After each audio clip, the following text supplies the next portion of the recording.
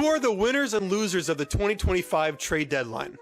I think the Warriors are definitely a winner. The only real thing I'm worried about is the Draymond and Jimmy Butler being on the same team, which is honestly terrifying to think about because those have been known as the two most toxic personalities in the entire league. Yeah, I still have the Warriors as losers. Jimmy Butler doesn't make this big impact on the team. They'll be lucky if they even make the playoffs, let alone make it to the finals or anything. I'm sorry, this really doesn't move me. For losers, I have the Kings. They're 7th in offense and 21st in defense. So their response to this is to get Zach LaVine and Jonas Valanciunas, two way below average defenders. I have no idea what they're doing. The Kings will always be on the losing side of every trade deadline. They've had two great point guards in the last few years and have gotten minimal return for them. So the Lakers. So we talked about the Luka trade in a previous video. But the real difference maker was they went right out and got him a center.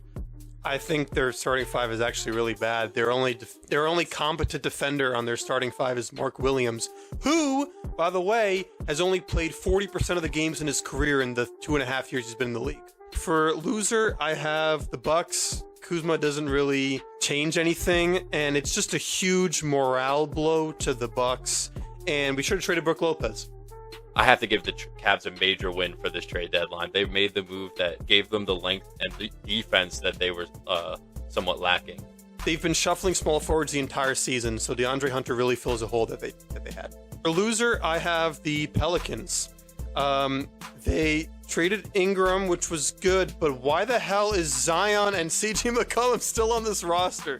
Maybe they think they could get more value out of them in the offseason, but they just have to move on from these guys. Spurs, winner. Yeah. Oh my God, winner. They paired a young player who's an amazing point guard with their generational talent center, and they're just going to be unstoppable together. We've seen what Chris Paul in his old age could do with Wemby. So now we have a young, fast, exciting point guard whose play style complements perfectly off their star player.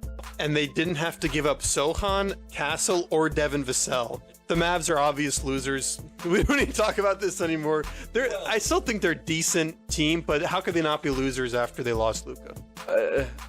Yeah, they're losers. The Suns, real quick, are a loser. They made no significant moves, and the team is still extremely mid. And apparently now there's like beef in the locker room, and Kevin Durant is just, because they were supposed to trade Kevin Durant, now everything's kind of awkward. Anyways, hope you guys enjoyed the video. Make sure to subscribe or even like the video, maybe if you don't want to subscribe. But yeah,